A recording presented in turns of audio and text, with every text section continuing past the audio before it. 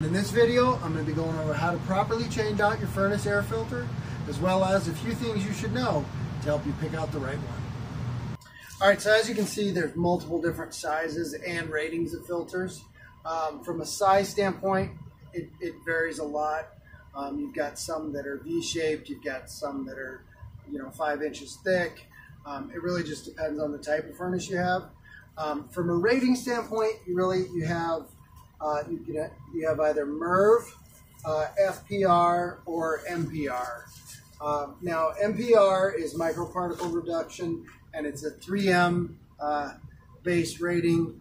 FPR is Home Depot, so you'll find all the filters they sell have that rating.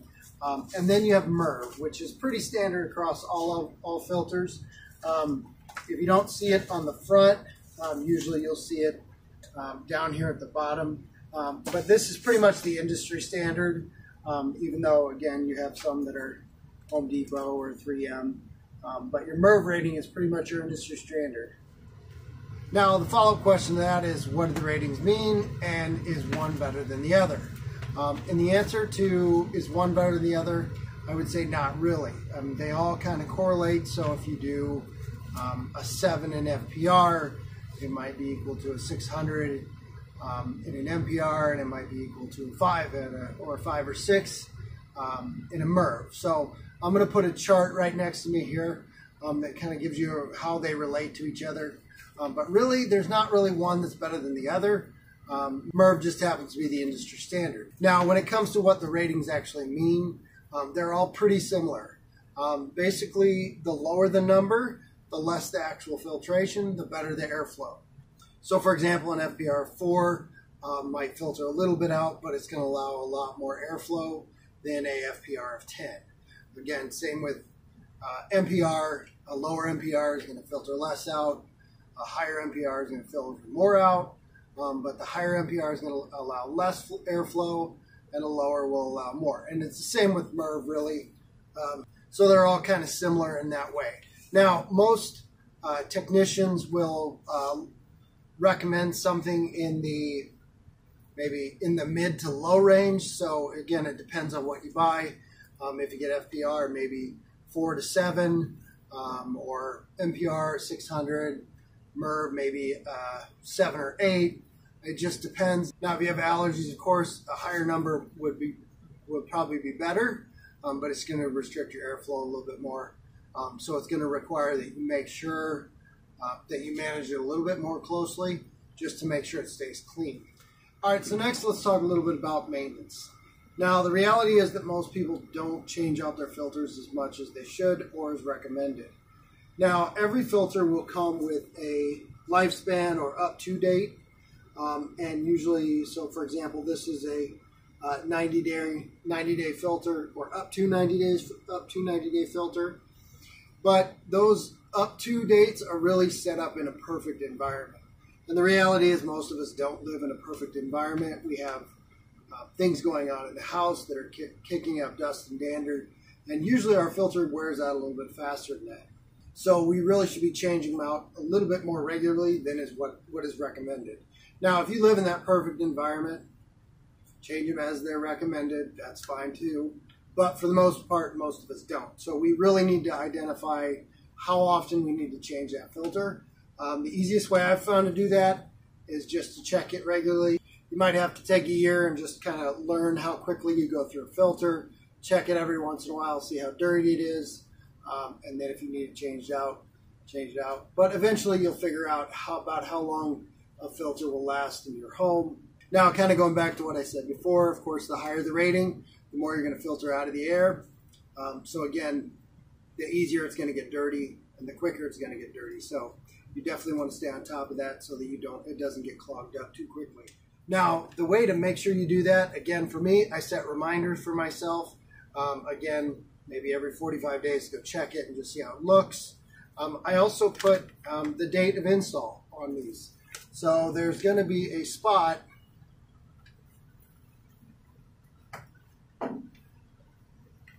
and I'll show you on this one, right here in this white area that says install date on it. So that's a couple things you can do to make sure you get these changed out on a regular basis. And like I said, this is more about extending the life of your furnace than it is necessarily about making sure the air is clean. If a filter gets clogged up like this, it will affect the furnace because you're going to get more dander and dust into the actual blower motor, which you don't want.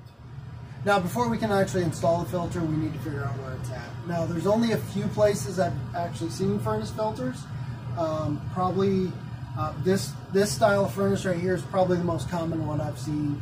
Basically, you have the blower, the furnace right here, and then you have the return off to the side. And if this is what you have, most of the times your filter is going to be right in here between the actual return and the blower. If you don't see it there, sometimes you'll see it down here at the bottom. Usually it's going to be a little elevated though, so you're not sitting directly on the floor with the filter. Or another place to look would be the top, and that's more reminiscent, I think, of a downflow turn furnace. Usually you don't have a return over here, and it's just one stack.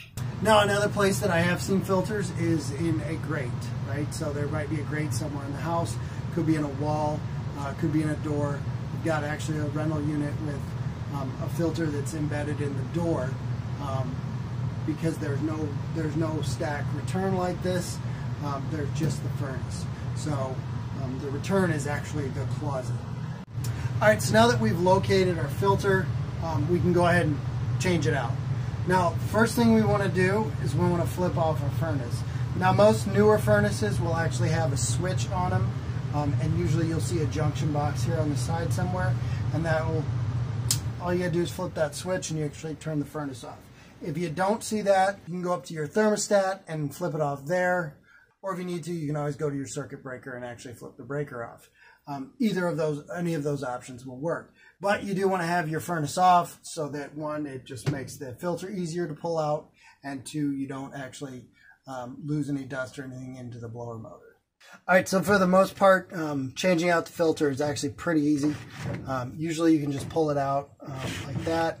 If you do, you might have a door here, and you got to flip that open, or if it's on top, you might have to flip the door on top open. But usually it just pulls right out. As you can also see, this one is bigger. This is a 16 by 25 by 1, and this really actually fits a 16 by 24 by 1. I'm guessing that whenever it was purchased, it just they didn't have a lot of 16 by 24. Now, like I said, some of these do have covers on them, and if it doesn't, it's not a bad idea to have one. So you can go pick up a magnetic one. And I'll link to it in the description, but it basically, you attach one side here and the other side goes out at the bottom. All right, so now we're just going to take our new filter and get this installed here. Now there's an arrow on top here. This is how we want our airflow going. And when you have for this style of furnace, our airflow travels down and then across. So you could draw that on there if you wanted to. Pointing this direction for the airflow, and our blower motor is always here. So we want our arrow pointing at our blower motor. So now, like I said, just make sure that arrow is pointing towards it. You'll also see right here is your installation date. And we'll just write our install date there. Again, I'll probably set a calendar reminder so I know when to change this out, or at least come check it.